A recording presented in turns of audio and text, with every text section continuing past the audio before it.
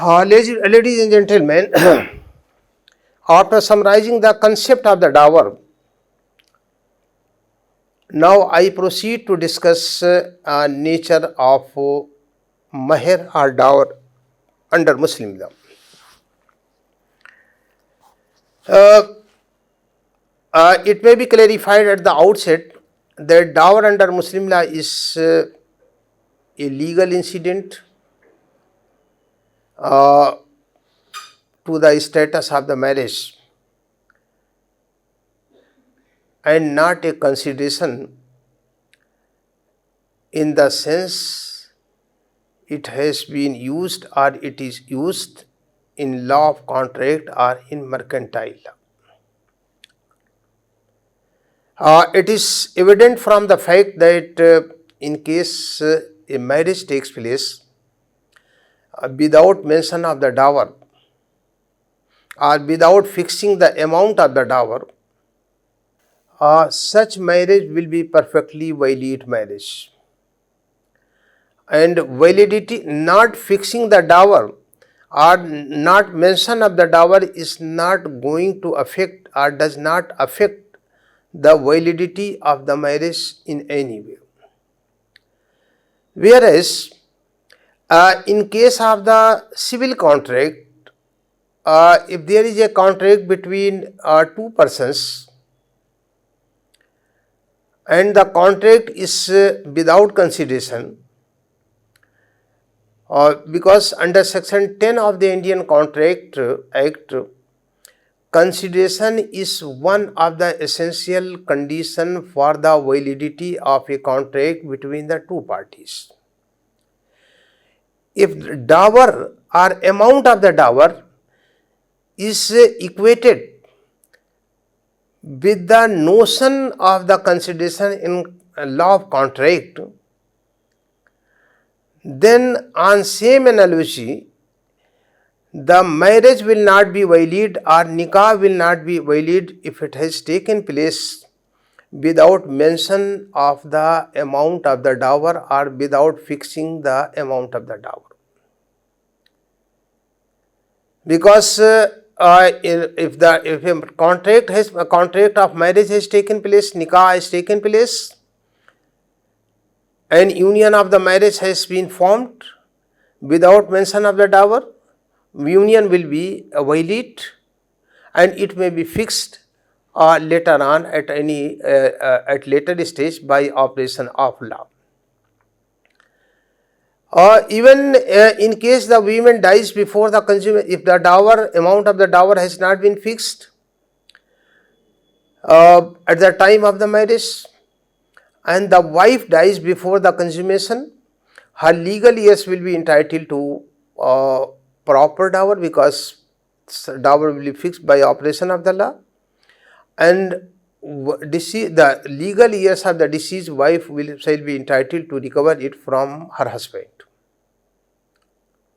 But this is not the case in case of law of contract, where consideration is must. If the husband dies before the consummation of the marriage where the dower was not fixed, women shall be entitled to proper dower and will be entitled to recover it from the property of the deceased husband. However, the best description of the nature of the dower has been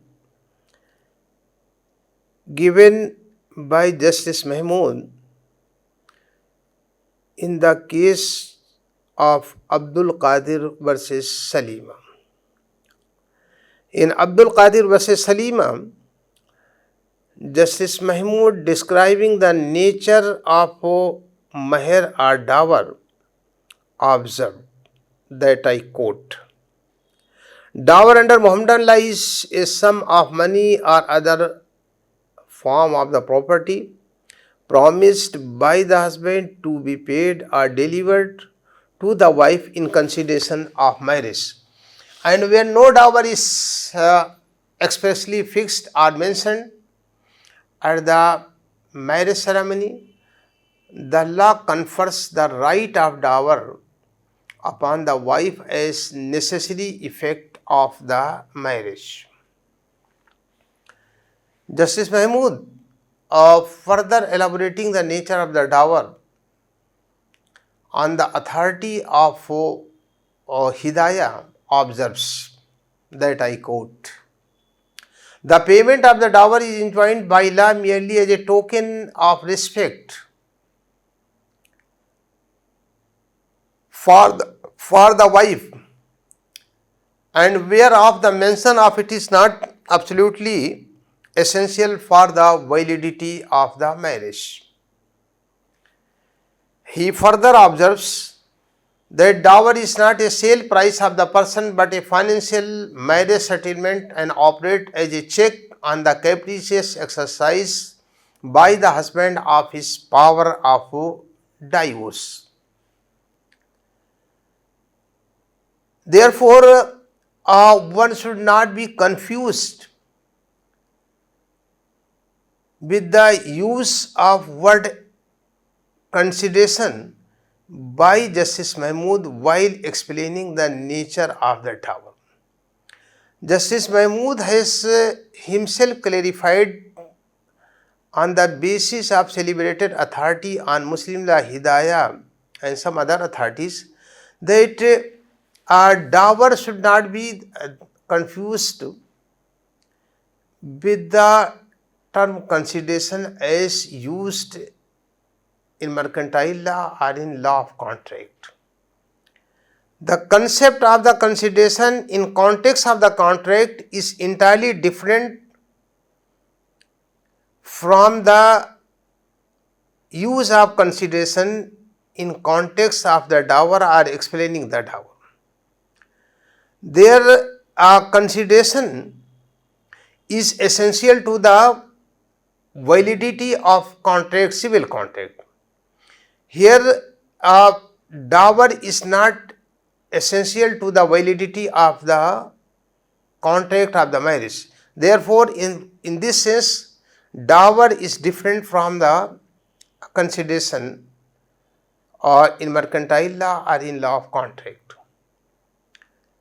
Further, dower is not consideration is not essential incident to the status of the marriage, whereas dower basically is an essential incident to the status of the marriage. Further, consideration in context of the law of contract makes the contract wide ab initio. Absence of the mention of the dower in contract of the marriage does not render the Muslim marriage wide ab initio.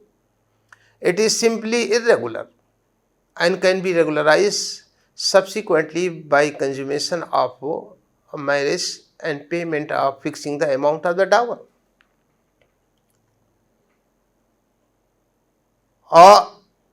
Therefore, dower, though has been described as a consideration by Justice Mahmood in Abdul Qadir vs. Salima, and some other authorities have also used the same word while defining the meaning of the dower.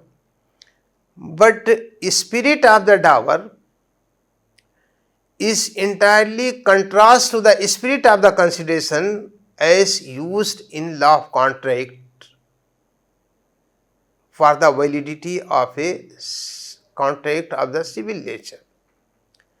Why Justice Mahmood used this word consideration for explaining the nature of the marriage?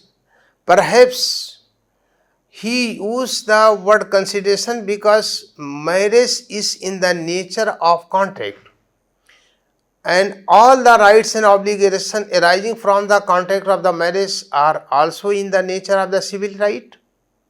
And one of the right flowing from the union of the marriage is right to dower, and right to dower being in the nature of the civil contract, it was for it Justice Mahmood used the word consideration. Otherwise, in the same judgment, with reference to the Hidayah and other authorities, he has also stated that dower is consideration is like a consideration simply because the nature of this right resembles with the nature and scope of the civil right arising from the contract of the marriage. Otherwise, marriage is a gift, marriage is a legal obligation imposed by law on the husband, and it necessarily follows from the union of the marriage as a matter of right, which does not happen in case of the civil contract. Therefore, this dower is not a consideration in the sense in which it has been used and applied in civil contract. Its meaning, its connotation, its application, its spirit, its spirituality is entirely different from the consideration used in mercantile law or in law of contract. In fact, it is a token of respect. It is a kind of the financial settlement made with the mutual consent of the parties for the rainy days of the wife. It is a symbol to the status of the wife. It is a financial security afforded to the wife after the marriage when she is in the matrimonial home.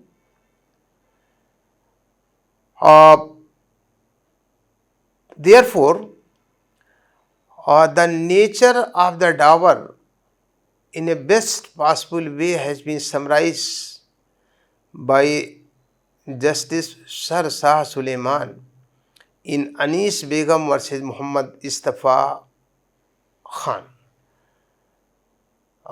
wherein Sir Shah Suleiman, explaining the nature of the dower, observes, it is quite obvious that analogy of sale cannot be carried too far. The marriage cannot be regarded as purely a sale of person in form of the wife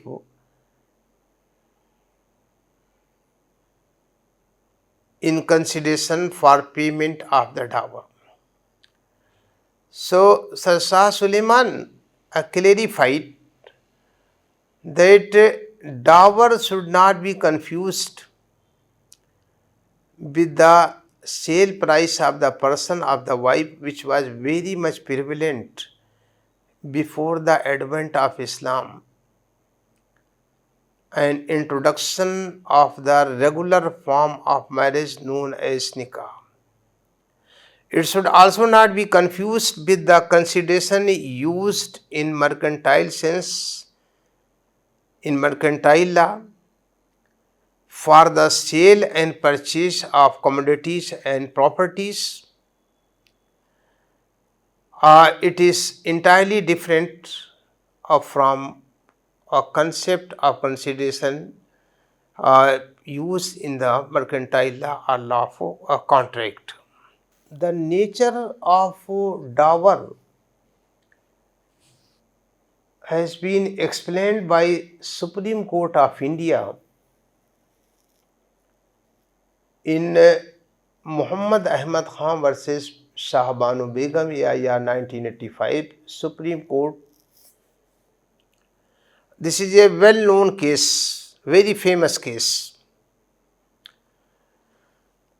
And in this case, the Supreme Court explaining the nature of the dower held that dower is a mark of respect of the husband to his wife. The purpose is not merely to act as consideration for performance of the marriage contract, rather dower is for the purpose of binding the marriage. Moreover, it gives that extra security of sustenance to the wife, and also it acts as deterrent upon the husband power to divorce the wife. So the entire concept of the nature of the dower very precisely has been explained by the Supreme Court of India. In this case, that is in the case of Muhammad Ahmad Khan versus Shahbanu. And in this case, the Supreme Court also tried to give the impression or clarify that dower is not a consideration. It is not a money or property for the sale and purchase of a particular commodity in the form of the wife. Rather, this payment which is made by the husband as an obligation to his wife pursuant to the union of the marriage is not a charity,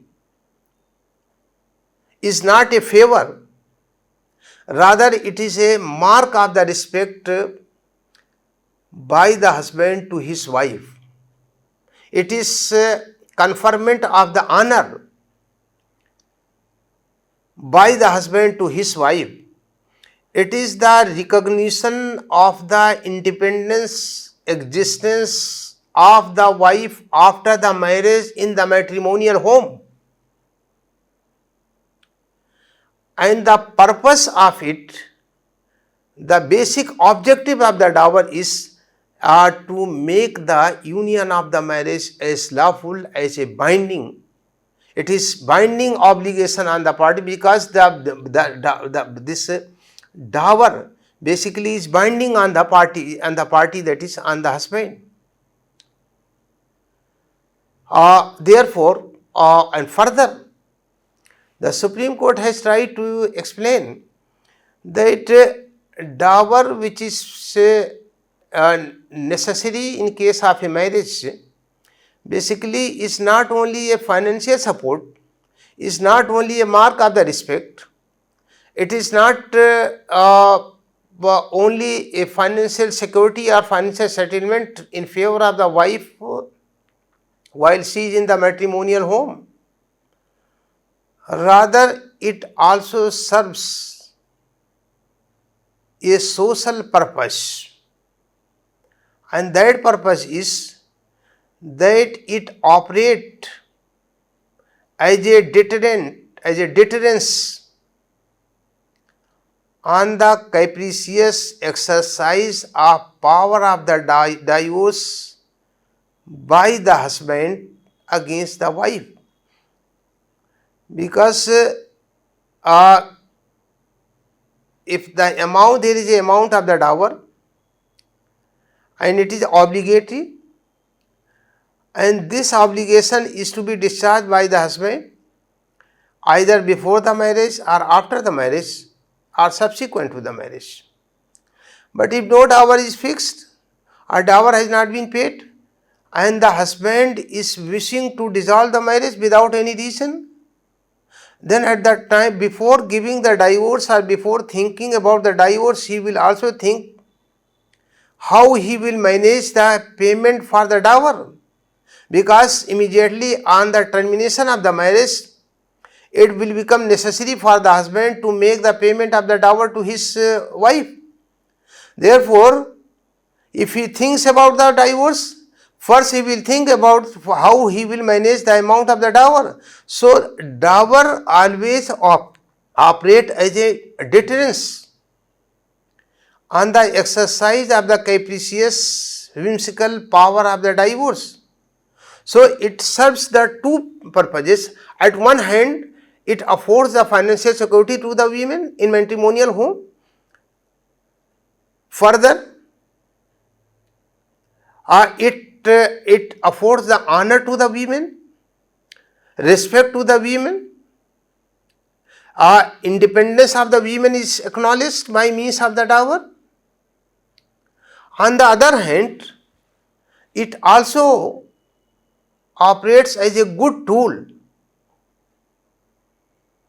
to restrain the husband from exercising the